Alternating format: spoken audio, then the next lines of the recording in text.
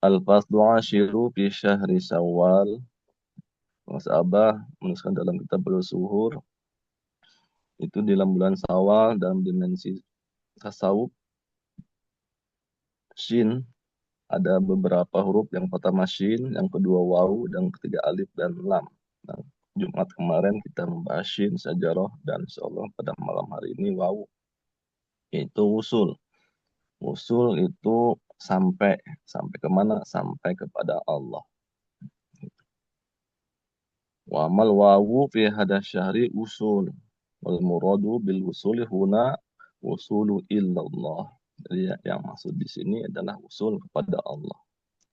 Qala Yahya bin Madad radhiyallahu anhu, al-ulamu arba'atun, ta'ibun wa zahidun wa mustaqun wa wasilun.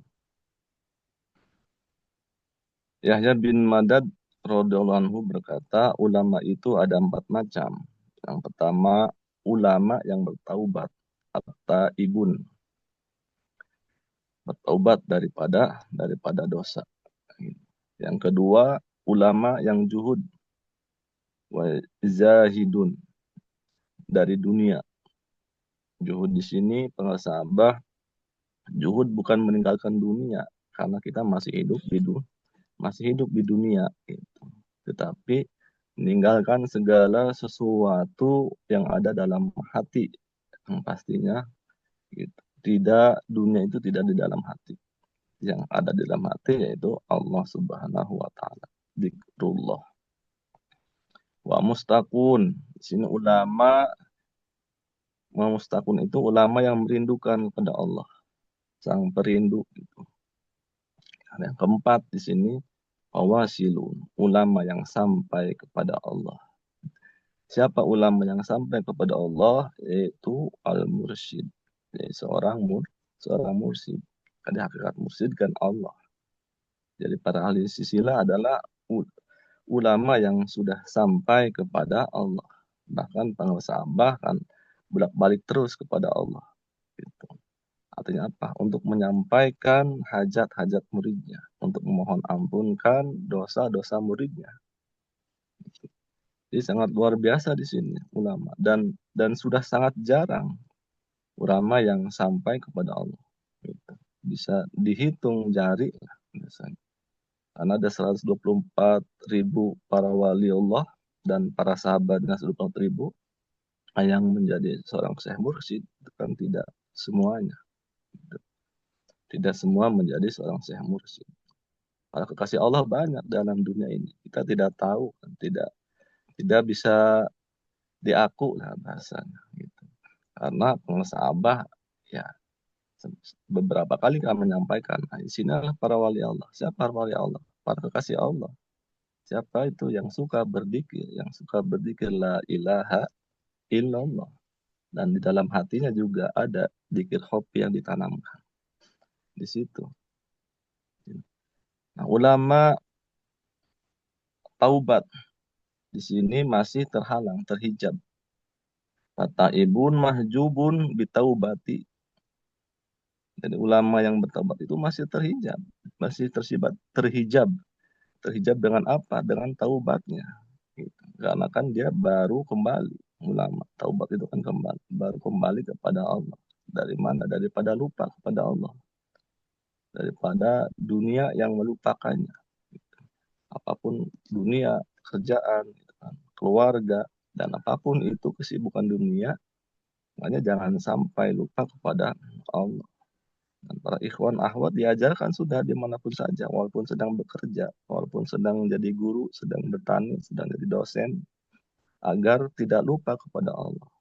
Nah, ini sudah sangat beruntung bagi kita. Itu adalah anugerah yang paling besar, yang paling agung, yang Allah berikan kepada kita melalui Syekh Mursyid, yaitu zikrullah. Lama yang juhud itu terhijab. Terhijab dengan apa? Terhijab dengan juhudnya, dengan kejuhudannya. Jadi baru tersingkap kejuhudannya gitu kan. Gitu. Belum tadi itu belum belum sampai. Dan yang ketiga itu ulama yang merindu sebagai seorang perindu.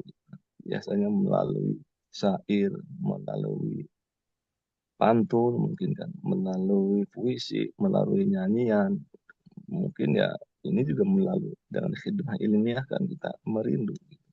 Merindukan siapa? Merindukan Allah agar kita selalu bersama Allah. Dan yang keempat ini ulama yang sampai wawasilu. Dan ulama yang sampai kepada Allah ini tidak tidaklah terhijab dengan sesuatu apapun dari Allah Subhanahu wa taala. Wal wasilu la yahjubuhu syai'un anil haq Subhanahu wa taala, daripada Allah. Dia sudah sampai, sudah memandang gitu. Karena anal ittisala mukasyafatun qulubi wa musyahadatun anwar wal asrori. Karena itu seorang yang sudah sampai, seorang hamba Allah itu tersingkap hatinya, mukasyafah gitu kan. Mukasyafatul qulub itu sudah tersingkap hatinya, dan musyahadah yang sudah bisa menyaksikan gitu, penyaksian terhadap apa? Terhadap cahaya-cahaya anwari wal asrori, rahasia-rahasia Allah. Rahasia-rahasia ini sudah tersingkap gitu. Sudah Allah bukakan gitu melalui barokahnya Syekh Mursyid. Syekh Mursyid dari Syekh Mursyid sebelumnya, sebelum sampai kepada baginda Nabi Muhammad Sallallahu Alaihi Wasallam, sampai kepada Allah. Dia sudah terbuka. Gitu. Jadi wajar gitu, ketika memang sudah terbuka, sudah cahayanya sudah terlihat, tidak ada kegelapan, tidak ada yang menghalangi, sudah tidak ada hijab gitu kan, antara dirinya dengan Allah. Wal wasulu fi salasati ahrufin ummuhum ilallah wa syughluhum billah wa ruju'uhum illallah. Jadi keinginannya, cita-citanya itu hanyalah untuk kepada Allah. Jadi seorang yang sampai itu tiada lain lagi. Jadi keinginan hanya bersama Allah aja. Gitu. Makanya ini kan apa kata-kata seorang Syekh Mursyid. Orang sahabat kan begitu. Ini hanya pada Allah. Jadi hanya ingin menyampaikan seorang muridnya atau para ikhwan, ahwat semuanya disampaikan kepada Allah. Dan kesibukannya wasuguluhum billah, ialah bersama Allah. Jadi selama 24 jam itu. Kalau salah syariat kan dibagi, kita manusia yang lahiriah yang masih keterbatasan dari segala hal kan dibagi. Ada menurut dokteran kan ada dibagi 3, 8 jam mungkin buat ibadah, 8 jam buat kerja dan 8 jam buat istirahat. Kan seperti itu. Tetapi seorang ikhwan kata pengusaha 24 jam gitu. Kesibukannya semua dari bangun tidur kepada tidur lagi itu sudah bersama Allah. Gitu kan. Hayatan abadiyatan ukhrawiyatan gitu kan. Jadi hidupnya kita yang masih tidur juga, kita yang masih banyak tidur gitu kan, seperti kita ini, khususnya mungkin saya artinya yang masih ada tidurnya, tapi kan kita di situ sudah dikasih doa, ahyan hayatan abadiyatan ukhrawiyatan. Jadi masih keinginannya, kesibukannya semuanya bersama Allah. Karena kalau hanya orang syariat, orang umum tidak bisa selama 24 jam itu. Jangankan 24 jam. Ibadahnya saja mungkin yang 5 waktu gitu kan. Apalagi tidak ada dikirnya hanya mungkin sebentar, itu kan hanya hitungan menit ya. Sholat kita 17 rakaat mungkin kan 17 menit. Dan ibadah-ibadah yang lain mungkin 1 jam, 2 jam. Tapi kita dibimbing secara dohirnya saja sudah dari bangun tidur kepada tidur lagi itu kan sudah banyak ibadah sholatnya. Gitu kan. Tambah lagi khotamanya, manakibahnya seperti ini kan. Udah sampai malam, kan. Udah sampai jam 22 kan kita masih beribadah, masih manakiban. Ini bukti bahwa kesibukan kita itu adalah bersama Allah. Warujuhum illallah. Dan kembalinya juga kepada Allah. Karena kita sudah punya alat kembalinya, yaitu apa? Dzikir hobi yang ditanamkan. Gitu kan. Itu sudah, itu dalam detikan setiap detak jantung gitu, kita berzikir. Nah, ini. Gitu. Jadi usul gitu tadi kan hendaknya seorang hamba tidak menyaksikan melainkan kepada penciptanya. Gitu. Dan tidak sampai kepada sirnya suatu bisikan hati apapun dari selain penciptanya. Jadi sudah sangat bersama usul ini ya. Usul kepada Allah ini bersama Allah. Watini maka abada itu bersama Allah selamanya. Sampai di sini sudah sampai gitu. Kalau orang yang sudah sampai, kalau kita dari mana saja dari rumah kita gitu berangkat mau tujuannya ke Sirna Rasa, ketika kita sudah sampai kan kita bisa menyaksikan cahaya-cahaya yang ada di sana. Kita lihat itu kan. Nah, begitupun kita sampai kepada Allah, kita akan bisa menyaksikan cahaya-cahaya rahasia-rahasia. Kalau perjalanan ya seperti itu. Dari rumahnya masing-masing kita tujuan ke Sirna Rasa misalkan. Kalau kita sudah sampai ke Sirna Rasa, sudah tidak bisa apa? Tidak bisa berkata-kata lagi. Kalau dari rumah kan seorang yang masih taubat itu kan baru mau kembali gitu, baru kembali. Dan orang yang perindu gitu kan, orang yang biasanya yang diomongin gitu kan, yang sering banyak ngomong kan karena rindu, karena kangen kita kepada Allah itu sering ngomong. Tetapi kalau orang yang sudah sampai seperti kita sudah sampai kepada penguasa abad di hadapan kan kita sudah nggak banyak ngomong. Kita diam, itu duduk tawadu, duduk diam, gitu. Langsung mendengarkan petunjuk-petunjuk atau petuah-petuah yang disampaikan. Itu secara dohirnya seperti itu. Gitu. Dan tidaklah seorang yang sampai kepada Allah itu melainkan dengan zikrullah. Ila bidikrihi fi kulli lamhatin wa nafasin bi'adadi kulli ma'lum fi kulli hal wa fi kulli mahalin wa ahwal. Jadi sampai kepada Allah itu dengan zikirnya. Pada setiap apa? Setiap kedipan mata kita zikir. Pada setiap tarik nafas kita zikir. Gitu. Pada setiap kondisi, keadaan, tempat dimanapun kita saja berada, kita zikir kepada Allah. Dan ini hanya khusus bagi orang yang sudah ditalkin saja, yang akan bisa seperti ini. Yang belum ditalkin ya tidak akan bisa, tidak akan tahu. Gitu. Dalam firman-Nya, alladzina yadhkurunallaha qiyaman wa qu'udan wa 'ala junubihim wa yatafakkaruna fi khalqis samawati wal ardh. Seorang ulul albab itu orang yang berzikir kepada Allah dalam keadaan berdiri, qiyamah, wa qu'udan, dalam duduk gitu kan. Wa 'ala junubihim, dan dalam berbaring ketika sedang rehat dan ketika sedang apapun kita. Dan mereka yatafakkaruna fi khalqis samawati, dan memikirkan tentang apa? Tentang penciptaan langit dan bumi. Karena tafakur, orang yang bertafakur sesaat kan lebih baik daripada ibadah orang seribuan ibadah sholat. Dan kita bandingkan seperti itu. Dan itu tafakur. La gobtalahum. La gobtalahum. Jadi tidak lalai sedikit pun.